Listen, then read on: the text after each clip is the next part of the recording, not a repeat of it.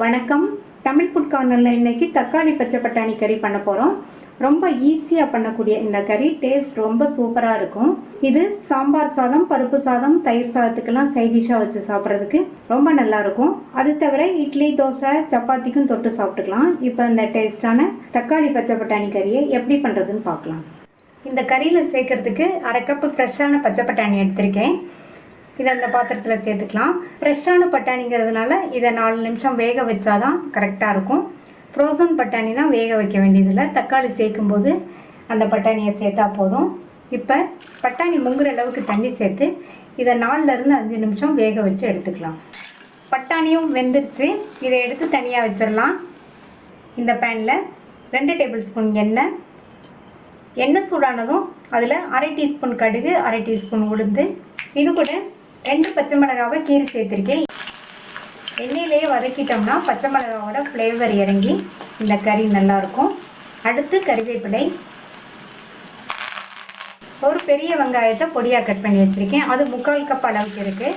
இந்த வெங்காயத்தை நல்லா வதக்கிக்கணும். ஓரளவு அதனுடைய கலர் மாறி வர அளவுக்கு.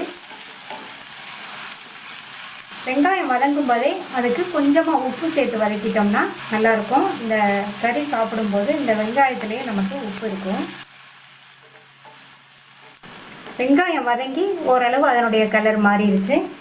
இது கூட 1 டீஸ்பூன் இஞ்சி பூண்டு பேஸ்ட்டையும் சேர்த்து வதக்கிக்கணும்.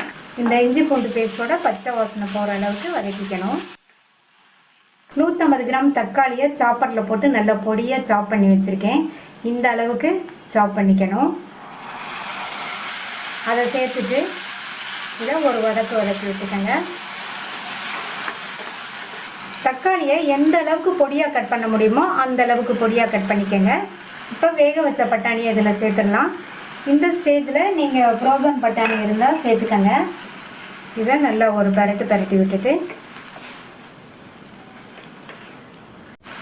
அடுத்து இது கூட 1/4 டீஸ்பூன் மஞ்சள் தூள், 1/2 டீஸ்பூன் தனி மிளகாத்தூள், 1 டீஸ்பூன் கொத்தமல்லி தூள், 1/4 டீஸ்பூன் சீரகத்தூள், இதுக்கு தேவையான அளவு உப்பு சேர்த்துக்கலாம். வெங்காயம் வதங்கும் போது கொஞ்சமாக உப்பு சேர்த்தோம். இப்போ இதுக்கு தேவையான அளவு உப்பு சேர்த்து நல்லா ஒரு தடவை கலந்து விட்டுறணும்.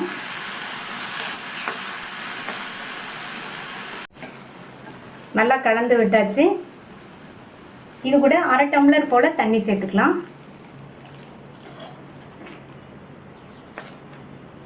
தண்ணி சேர்த்துட்டு மூடி வச்சிடலாம். நம்ம சேர்த்த மசாலா தூளோட பச்சை வாசனை போய் தக்காளியும் பச்சை பட்டாணியும் சேர்ந்து வெந்து வரட்டும்.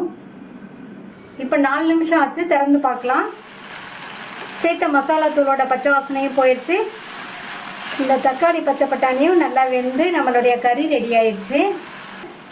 பொடியாக கட் பண்ண கொத்தமல்லி இலைகளை தூவிட்டு நல்லா ஒரு தடவை மிக்ஸ் பண்ணி விட்டுட்டு ஸ்டவ் ஆஃப் பண்ணிடலாம். டேஸ்டான ஈஸியாக பண்ணக்கூடிய தக்காளி பச்சை பட்டாணி கறி ரெடி ஆயிடுச்சு. இந்த சுவையான தக்காளி பச்சை பட்டாணி கறியை ட்ரை பண்ணி பார்த்துட்டு உங்கள் கமெண்ட்ஸை சொல்லுங்கள். இது வரைக்கும் நம்ம சேனலை சப்ஸ்கிரைப் பண்ணாதவங்க சப்ஸ்கிரைப் பண்ணிவிட்டு பக்கத்தில் உள்ள பெல் பட்டனையும் கிளிக் பண்ணிக்கோங்க. தேங்க்யூ.